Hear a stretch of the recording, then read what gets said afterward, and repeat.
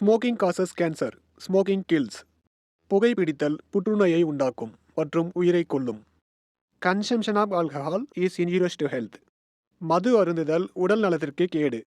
B safe, don't drink and drive. பாதுகாப்பாக இருப்பீர், மது அருந்திவிட்டு வாகனம் ஓட்டாதீர்.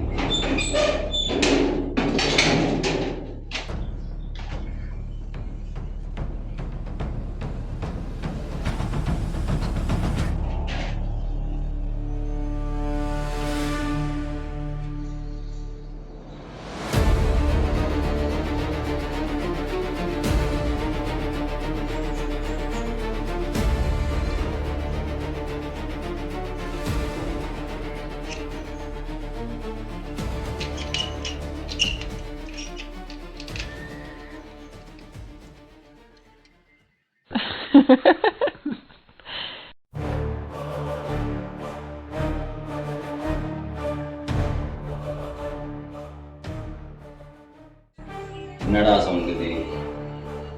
மின்ட்டு வருது. இன்னும் இல்லையா?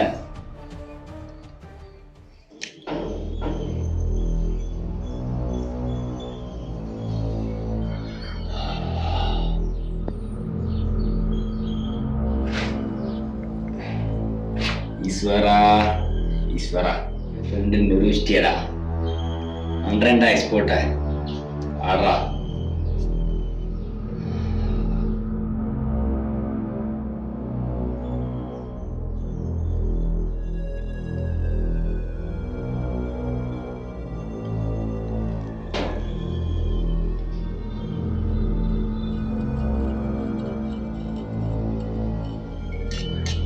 ஈஸ்வரா, நீ அனுப்புன போடுற வச்சு ஒரு சாம்பிள் போடுறேன்.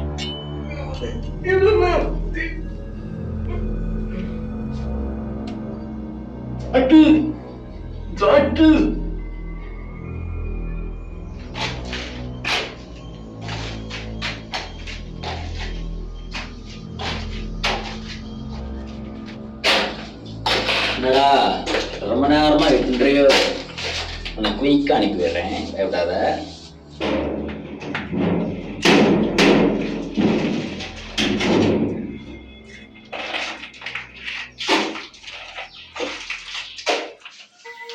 டாய், என்ன இது வரைக்கும் அவனுக்கு எதிர்த்து நின்னதும் கிடையாது, எதிர்த்து பேசினதும் கிடையாது. அப்படி பண்ண எவனும் இன்னைக்கு உயிரோடே இல்லடா. உனக்கு இன்னைக்கு புரியும் நீ என்ன தப்பு.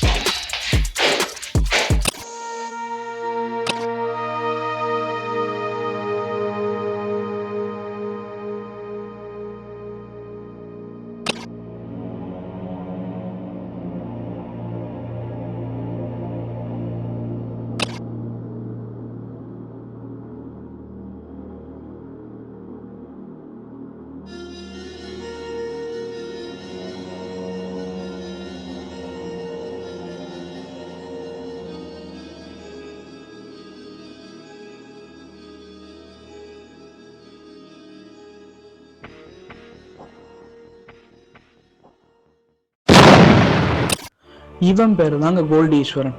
இவன் யாருன்னு பார்த்தீங்கன்னா நம்ம ஜாக்கி ரங்கபாண்டியோட ஆஸ்தான தோஸ்து. இவனோட பேசிக்கான வேலையே என்னன்னா, இப்போ நம்ம ஜாக்கி ரங்கபாண்டி எப்படி நம்ம கதைக்கு ஒரு ஆணி வேறா இருக்காரோ, அவர் தயாரிக்கிற எல்லாத்தையுமே இங்கேருந்து மற்ற கண்ட்ரீஸ்க்கு போலீஸ்க்கு தெரியாமல் இந்த மாஃபியா அது மாதிரி எல்லா கேங்குக்கும் இல்லீகலாக கொண்டு போய் எக்ஸ்போர்ட் பண்ணக்கூடிய ஒரே ஆள் நம்ம கோல்டு ஈஸ்வரன் தான். ഡാ അറിയാവടാ ഞാൻ ഈശ്വരൻ ഗോൾഡ് ഈശ്വരൻ ജാക്കറ്റ് എടുത്ത് നമ്മുടെ ഒരു പൊരുളുണ്ട് അതെനിക്ക് വേണം ഈശ്വരനെ കുറിച്ച് അറിയാമല്ലോ ഈശ്വരന് കിട്ടിയാ പറ്റത്തുള്ളൂ ഈശ്വരന് വിചാരിച്ചാൽ കിട്ടേ ഇല്ലെങ്കിൽ ഈശ്വരൻ ഏത് എല്ലേക്കും പോകുന്ന അറിയാം നിങ്ങൾക്ക്. പൈസ എന്താടാ പൈസ? 1 2 എത്ര വേണമെങ്കിൽ എടുത്തോ. ആ പൊരുൾ എനിക്ക് സ്വപ്നത്തിൽ കൂടെ കണ്ടിട്ടില്ല. ആ പൊരുൾ എനിക്ക് വേണം. ഇല്ലെങ്കിൽ നിന്റെ കുടുംബം നീ ക്ലോസ്ഡ്. ഇവന്റെ അടുത്ത് പറഞ്ഞ ശരിയാവത്തില്ല. ജാക്കിക്ക് വിളിക്കാം.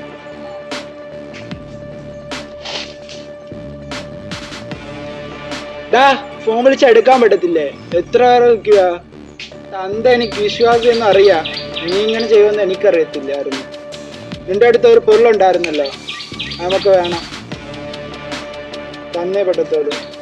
അത് നല്ല ഒരു പൊരുളാണ്. അത് എക്സ്പോർട്ടൊക്കെ ചെയ്താൽ നല്ല പൊളിയായിട്ടുള്ള സാധനമാണ്. നല്ല റീച്ച് ആവും. അതിനകത്തുള്ള നൈഫ് ആസം എൻ്റെ സ്വപ്നത്തിൽ കൂടെ ബ്രാൻഡ് കണ്ടിട്ട് എനിക്കത് വേണം. ലൈസൻസോടെ വേണം. തന്നേ പറ്റത്തുള്ളൂ. ഓക്കെ, അതിനുശേഷം ഒന്ന് പറയാം. ഇവിടെ ഞാൻ ഒന്ന് പറയാൻ മറന്നുപോയി. നമ്മുടെ ഫാക്ടറിയിൽ ഒരു കൊച്ചു വന്നായിരുന്നു.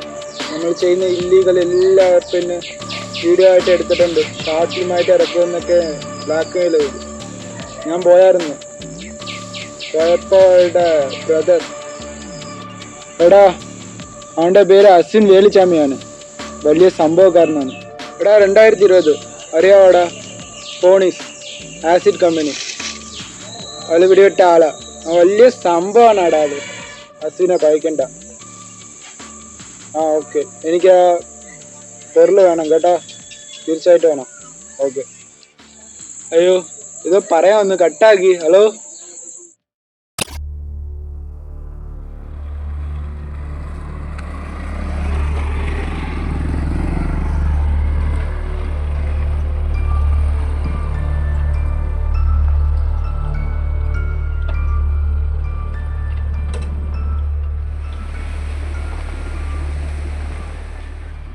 ഇവിടെ രാജ.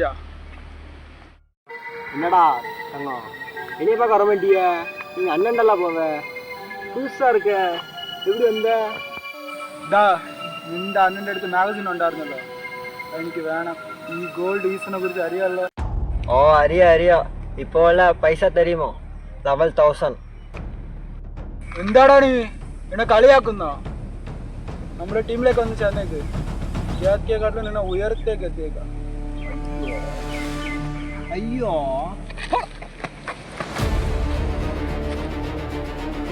എന്നെ പിടിക്കാ, അവിടെ ചാടിക്കാട്ടാ. എന്നെ വിടാ, പോയാ അവിടെ.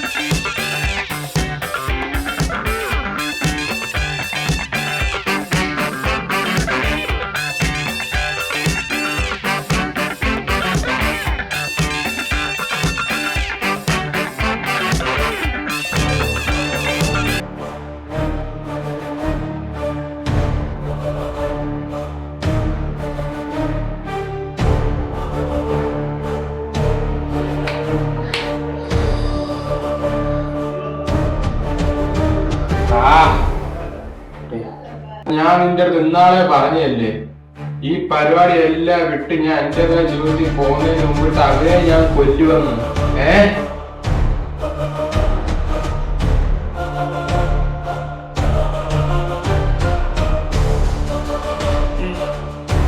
പിന്നെ ആരാണ് അവനെ കൊന്നത്?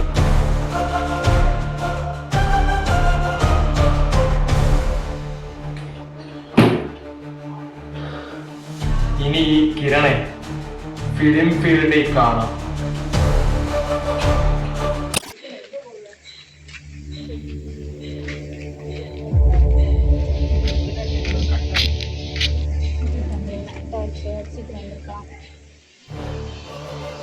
சொல்லு சேகரே. என்னங்க வேலை முடிச்சா? முடிச்சு. சரி ரைட்டு. 2 பையன் அனுப்பின என்னாச்சு? அவனா இந்த காலின்ற பையனா? ஆமா. என்ன வேலை பார்க்கான்னு தெரியல, என்ன பார்க்கணும். ஒரு நிமிஷம் வை, நான் பார்க்குறேன்.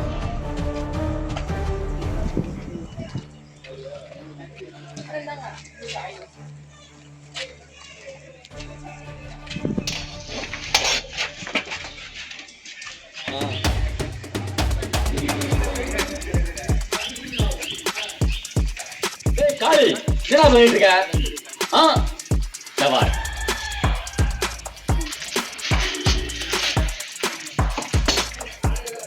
சரி கூப்பிடுங்க.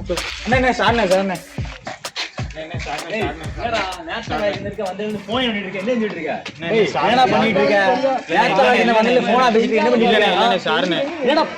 அங்கடா பாத்துட்டு இருக்க?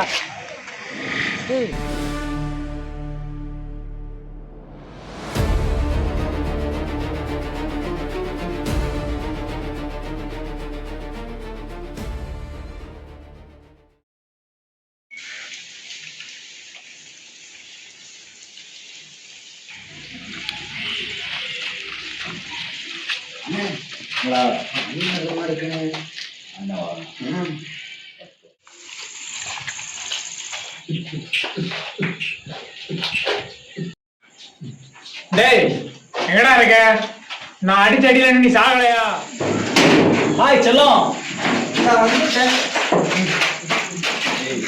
தங்கச்சி ஒரு மேன்ஷன் பாருங்க, தூக்கிட்டான். எங்கடா வச்சிருக்கேன் தங்கச்சியா? டேய் அவளை கூப்பிடலாம்.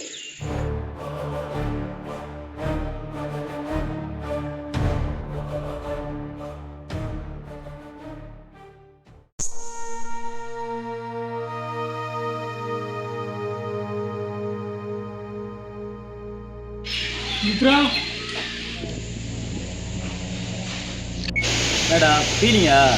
பெண்டரே விட்டுருவோம் தங்கச்சிக்கு. நீ எப்படிமா இவங்ககிட்ட மாட்டின? அதெல்லாம் இப்போ முக்கியம் இல்லைண்ணே. இங்கேருந்து நம்ம முதல்ல போகணும், அதுதான் முக்கியம். என்னன்னா இவங்களுக்கு உன் வழி தான் கரெக்டு. நான் சத்தியமானது தப்புனே. இவங்களெல்லாம் உன் வழியில தான் போய் டீல் பண்ணணும். இப்போ வாங்கடா. ராதா ருத்ராலடா, ருத்ரா ஏறிச்சா.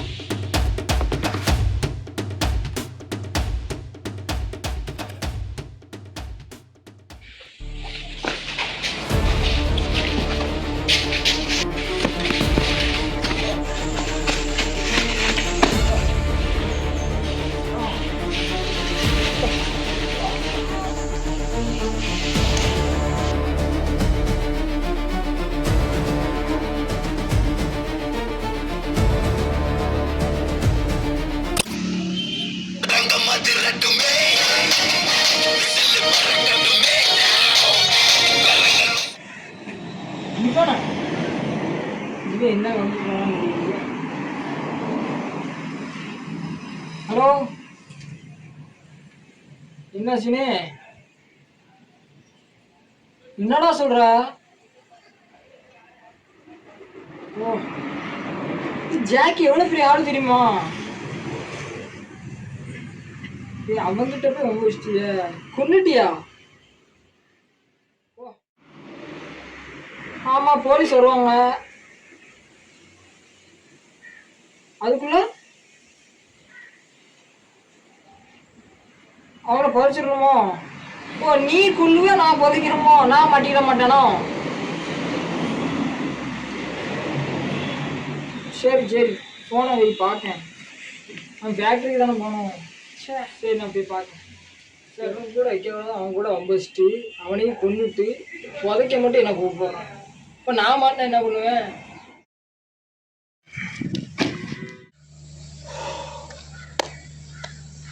நம்ம ஒரு வேலையில இருந்தா இவங்க ஒரு வேலையை ஆகுதாங்க. இந்த அஸ்வின் வைஷ்ணவ கிட்ட போய் சொன்னா அவன் போய் பார்க்க வேண்டியன. ஏன் என் உயிர் இப்படி வாங்குதான்?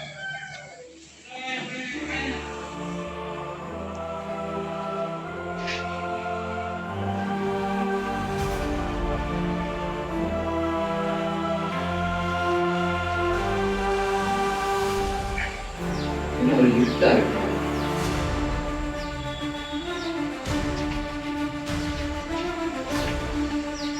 என்ன சத்தம்? யாருக்கா உள்ள? யாரும் உள்ள? என்ன சத்தம்? ஏதோ சத்தம் கேட்டுட்டு.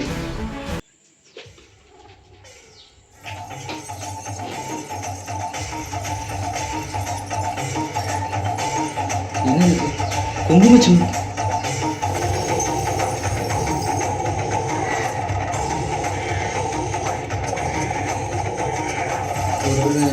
அதான் இருக்குமா இது?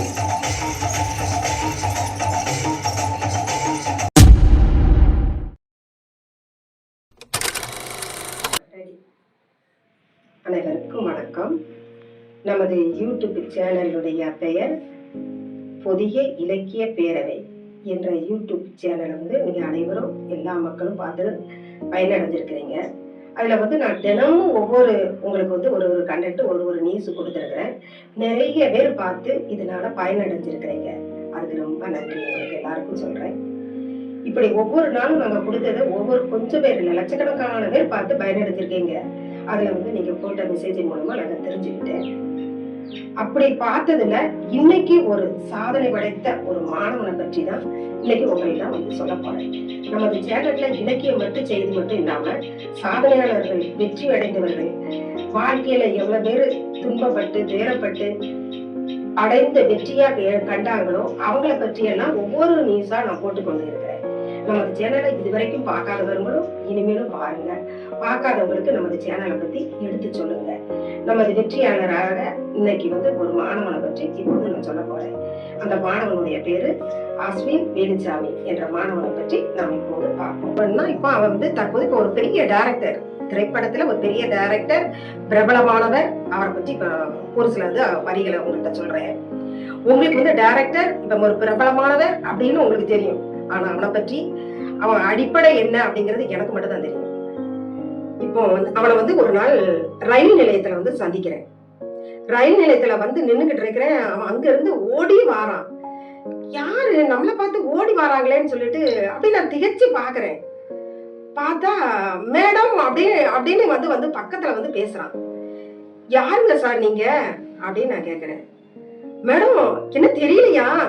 சாருன்னு சொல்றீங்க? நான் தான் உங்க மாணவன், உங்க பையன் அப்படின்னு சொல்றான். ஏன் மாணவனா? குரல் உங்க குரல் கேட்டது மாதிரி இருக்கு, எங்கேயோ கேட்டது மாதிரியும், உங்ககிட்ட ரொம்ப பேசுற மாதிரி தெரியல. ஆனா தெரியுது, ஆனா எனக்கு யாருன்னு கன்ஃபார்மா தெரியலையே என்ன அப்படின்னு சொல்றேன் நான். அப்படி சொல்லும் போது அவன் சொல்றான், மேடம் 2018, 19, 20 அந்த பேஜ்ல நான் படிச்சேன், கல்லூரியில படிச்சேன், ஞாபகம் இல்லையா? உங்க மாணவன் தான். அப்ப நான் வகுப்புல இருக்கும்போது எவ்வளவு சேட்டை பண்ணேன். என்னை ஒழுங்கினே சொல்லுவீங்க. வகுப்புக்கு எந்நேரமும் லேட்டா வருவேன். லேட்டா வருவது மட்டும் இல்லாம நீங்க என்ன சொன்னாலும் நான் உங்களை மதிக்க மாட்டேன், எதிர்த்து பேசுவேன். ஞாபகம் இருக்கா? அதான் நீங்க சொல்வீங்களே மேடம் அடிக்கடி, நல்லா படிக்கிறவன் பேரு ஞாபகமா இருக்கும், ஒழுங்கினம் பண்றவன் பேரு ஞாபகம் இருக்குன்னு சொல்லுவீங்களே. டேய் நீ அந்த அசீனா? ஆமா அவனே தான் நானு. ஓ நீதானாடா? ஏடா அஸ்வின் தான். நீ இப்ப என்ன பண்ற? மேடம் நான் ஒரு இயக்குனர். ஓ ஏடா நான் ஒரு பெரிய பத்திரிகையில எல்லாம் பாத்துருக்கேன்டா, அதுல உன் பேர் வந்திருக்கு, அஸ்வின் பிரபல டைரக்டர் அப்படின்னு சொல்லிட்டு விருதுலாம் கொடுத்தது மாதிரி போட்டிருந்தாங்களேடா. பேப்பர்ல போட்டிருந்தாங்க, எல்லாத்திலும் போட்டிருந்தாங்க. அது வெளிநாட்டுல இருக்காங்க எல்லாம் சொன்னாங்க. அவன் தான் மேடம், நான் தான் மேடம் அவன் தான் மேடம் நான் தான் மேடம் வெளிநாட்டுக்கு போய் நான் ஒரு பிரபல டைரக்டர் ஆகி, இயக்குனர் ஆகி, நான் பெரிய பெரிய விருதுலாம் வாங்கி இப்ப பெரிய லெவல்ல இருக்கேன் மேடம். ஏடா நீ இப்ப பாக்குறப்ப ஒரு வெளிநாட்டுக்கார மாதிரி இருக்கிறையே, எப்படிடா? நானா மேடம் நான் வெளிநாட்டுக்கு போனேன். அது எப்படி போனேன்னு கதையை சொல்றேன் கேளுங்க. நான் ஊதாரி தான், சோவாரி தான், பொறுக்கி தான் அப்படின்னு இருந்தாலும் நீங்க ஒவ்வொரு நேரமும் சொல்லுவீங்க வகுப்புல. எப்படி சொல்லுவீங்க? ஏடா ஒவ்வொருத்தர்ட்டையும் ஒவ்வொரு திறமை இருக்கும்டா. நீ கடைசி பெஞ்சுன்னு சொல்லி கடைசி பெஞ்சில் படுத்து கிடக்கிறது, சேட்டை பண்றது, பெஞ்சில் அடிக்கிறது, ஊழையிடுறது, கத்துறது எல்லாம் செய்வேன். ஆனாலும் நான் சொல்லுவேன், உன்னை கூப்பிட்டு சொல்லியிருக்கிறேன், உன்கிட்டையும் ஒரு திறமை இருக்கும்டா. அந்த திறமையை அது எங்க இருக்குன்னு சொல்லி நீ வெளியே கொண்டு வந்து நீ அதில் பிடிச்சிக்கிட்டு அதை நோக்கி போ அப்படின்னு நான் பல தடவை நான் சொல்லியிருக்கிறேன். நீங்க இப்படி சொன்னீங்கல்ல, அப்புறம் தான் எனக்கு தெரிஞ்சது. எங்க வீட்டில் அடிக்கடி பேசுவாங்க, இந்த படம்லாம் எடுக்கிறாங்கல்ல, இந்த குறும்படம் எடுக்கிறாங்கல்ல, அதையாவது ஏதாவது நீ செய்ய அப்படின்னு சொல்லி என் தங்கச்சி அடிக்கடி சொல்லுவாங்களே. அப்போ நான் சொல்றப்பெல்லாம் நான் வந்து கேட்கவே மாட்டேன். அப்படியே இருந்தேன். ஒரு கட்டத்துக்கு மேலே நான் டிகிரி முடிச்சிட்டேன்னா வெளியில் வரையில ஏகப்பட்ட அரியரோட வெளியில் வந்தேன். இந்த அரியரை என்னைக்கு நீ கிளியர் பண்ணி நீ பெரிய ஆள் ஆக போற, நீ வந்து ஏதாவது ஒரு சினிமா துறையில எதுக்குலையாவது போ அப்படின்னு சொல்லி என் தங்கச்சி சொல்வாக்கல. என் தங்கச்சி சொன்னதை நினைச்சிட்டு சரி இப்படி சுத்திக்கிட்டு இருக்கோம். ஒரு நேரம் இல்லை, ஒரு நேரம் என்ன செய்வேன், சரி அப்படின்னு கொஞ்ச நேரம் சொல்லி ஒரு நூலகத்தை பார்த்து போவேன். நூலகத்தில் போய் புக்கு படிப்பேன். அப்படி படிக்கும்போது நிறைய ஒவ்வொரு கதைகளா இருந்துச்சு. அப்போ அந்த கதையெல்லாம் படிக்கும்போது எனக்கு ஒரு எண்ணம் வந்துச்சு, நாம வந்து நம்ம மொபைல் வச்சிருக்கிறோம், 20,000க்கு மொபைல் வாங்கியிருக்கிறோம், இந்த மொபைலை வச்சு ஒரு குறும்படம் தயாரிச்சா என்ன அப்படின்னு நினைச்சேன். அதே சமயத்துல எங்க வீட்டுக்கு அருகில ஒரு பெரிய ஒரு சம்பவம் நடந்துச்சு. அது என் மனசளவுல ரொம்ப தாக்கத்தை ஏற்படுத்துச்சு. அதை என்ன செஞ்சேன், அந்த உண்மை சம்பவத்தையே ஒரு கதையா எடுத்துட்டேன். அதை அப்படியே நான் குறும்படமா தயாரிச்சு அதை வெளியிட்டேன். அதை பார்த்த உடனே மக்கள் நிறைய பேர், அதுக்கு நிறைய வியூஸ் கிடைச்சிச்சு. எனக்கு நிறைய பேர் இதை என்னை வந்து ஃபோன் மூலமும் கான்டாக்ட் பண்ணாங்க, இந்த சம்பவம் உண்மையிலே நடந்ததா அப்படின்னு சொல்லிட்டு. இது இங்கே மட்டும் இல்லாமல் நிறைய வெளிநாட்டுக்கெல்லாம் அதை அனுப்பியிருக்கிறாங்க. அதுக்கப்புறம் நான் யாருன்னு கொஞ்சம் அந்த குறும்படத்து மூலியமாக தான் எனக்கு வந்து வெளியில் தெரிஞ்சேன். நான் இப்போ வந்து அந்த மாணவன் வந்து இவ்வளவு பிரபலமா இவ்வளவு சிறப்பா எல்லாரும் பேசக்கூடிய அளவுக்கு அஸ்வின் வேலுச்சாமி ஒரு பிரபல டைரக்டர் ஆயிட்டான் அப்படின்னு சொல்றதுக்கு ஒரு சின்ன உறுதுணையா இருந்து, அவனுக்கு நான் வந்து உனக்குள்ள ஒரு திறமை இருக்குன்னு சொன்ன ஒரு சின்ன ஒரு கருத்தை வச்சு இவன் இவ்வளவு பெரிய ஆளா உருவானதுக்கு எனக்கு ரொம்ப சந்தோஷம், மனப்பூர்வ சந்தோஷம், ரொம்ப எனக்கு மகிழ்ச்சியா இருக்கு. இது போலதான் மக்கள் நீங்க எல்லாரும் பார்த்துக்கிட்டே இருப்பீங்க, என்னோட யூடியூப் சேனலை பார்த்துக்கிட்டு இருப்பீங்க. இந்த பார்த்துக்கிட்டு இருக்க அத்தனை மக்களுக்கும் நான் ஒரு வேண்டுகோளா வைக்கிறேன், எல்லாரும் தெரிஞ்சுக்கோங்க, யாருமே இங்க பறந்திருக்கவங்க அத்தனை பேர்ட்டையும் ஒரு திறமை உங்களுக்குள்ள இருக்கும். எல்லாரும் நான் ஊதாரினா அப்படின்னு நீங்க நினைக்காதீங்க. உங்களுக்குள்ள ஒரு திறமை உள்ள இருக்கும். நீங்க தான் அதை வந்து என்ன செய்யணும், வெளிக்கொண்டு வரணும். நம்ம கிட்ட என்ன திறமை இருக்கு, கிடைக்கிற வாய்ப்பை பயன்படுத்தணும். நீங்களும் என்ன செய்யுங்க, நிறைய வேலுச்சாமி உருவாகி, இந்த அஸ்வின் வேலுச்சாமியா உருவாகி நீங்களும் பெரிய டைரக்டரா உருவாகி நீங்க மக்களுக்கிட்ட காட்டணும். உங்களுக்கு மட்டும் அது மதிப்பும் பேரும் பெருமையும் கிடைக்கிறது மட்டும் இல்லாம உங்களுடைய வகுப்பு உள்ள டீச்சருக்கும், உங்களுடைய ஆசிரியர்களுக்கும், மற்றும் உங்களுடைய கூட உள்ள நண்பர்களுக்கு, உங்க அம்மா அப்பாவுக்கு பெருமை சேர்க்கக்கூடியது இதுதான். அதனால உங்க திறமைகளை வெளிக்கொண்டு வந்து அவங்கள வந்து நீங்க வந்து பெரிய உற்சாகப்படுத்தி நீ காட்டும்போது மற்ற மாணவர்களுக்கும் நீங்க ஒரு தூண்டுகோலா இருப்பீங்க. ஒரு வேண்டுகோள் கடைசியா வைக்கிறேன், மாணவர்கள் நீங்க உங்களுடைய அம்மா அப்பா பாக்குற வேலைய ஒரு நாள் நினைச்சு பாருங்க. இல்ல ஒரு நாள் அவர்களோடு நீங்க வேலைக்கு போங்க, அவங்க என்னென்ன வேலை பாக்குறாங்கன்னு அணுவா நீங்க பாரு. நீங்க பார்க்கும்போது நம்ம அம்மா அப்பா இந்தந்த வேலையெல்லாம் பாக்குறாங்களா அப்படின்னு உனக்குள்ள ஒரு கருத்து வரும். அப்புறம் இத பார்த்துட்டு நீ வந்து உன் மனசுக்குள்ள ஒரு மைண்ட் வரும், நாமளும் நமக்காக நம்ம அம்மா அப்பா இவ்வளவு கஷ்டப்படுறாங்களா, நமக்காக தானே இவ்வளவு உழைக்கிறாங்க, அப்ப நாமள அம்மா அப்பா நம்மளை படிக்காமலேயே நம்மளை படிக்க வச்சு நம்ம உயர்ந்த இடத்துக்கு வரணும் அப்படின்னு சொல்றப்போ நமக்கு படிப்பு வரல. சரி, அப்ப வேற என்ன இருக்குன்னு சொல்லி உனக்குள்ள உள்ள திறமைய நீ வெளிக்கொண்டு வரணும். வெளிக்கொண்டு வரும்போது நீ நினைக்கணும், என்னால் முடியும் அப்படிங்கிற ஒரு நம்பிக்கை, தன்னம்பிக்கையை நீ வளர்க்கணும். ஒவ்வொருத்தனும் நீ நினைக்கணும், என்னால் முடியும், எனக்குள்ள ஒரு திறமை இருக்கு அப்படிங்கிறத நீ வெளிக்கொண்டு வந்து காட்டி நிலைநிறுத்தி அந்த அஸ்வின் வேலுச்சாமி மாதிரி வராட்டணும். உனக்குள்ள இருக்கிற வேற திறமை இருக்கும், அந்த திறமையை வெளிக்கொண்டு வந்து உயர்ந்த நிலைக்கு நீ போய் நிற்கணும். அப்படி நிற்கும் போது உன்னுடைய தாய் தந்தை பாக்குற படுகிற கஷ்டங்கள் எல்லாமே உன்னை பார்த்த உடனே அத்தனை தூசா பறந்துடும். அவங்களுக்கு கொடுக்க வேண்டிய மிகப்பெரிய பரிசு அதுதான். அதனால உனக்குள்ள இருக்கிற திறமைகளை வெளிக்கொண்டு வந்து உன்னால் முடியும், என்னால் முடியும் அப்படிங்கிற நம்பிக்கையே நீ வெளிக்கொண்டு வந்து மற்ற மாணவர்களுக்கும் இந்த நாட்டில் உள்ள மக்களுக்கும் அனைவருக்கும் நீ ஒரு உதாரண மாணவனாக திகழ வேண்டும் என்று அனைத்து மக்களுக்கும் இது ஒரு வேண்டுகோளா வச்சு என்னுடைய உரையை முடிக்கிறேன். நன்றி, வணக்கம்.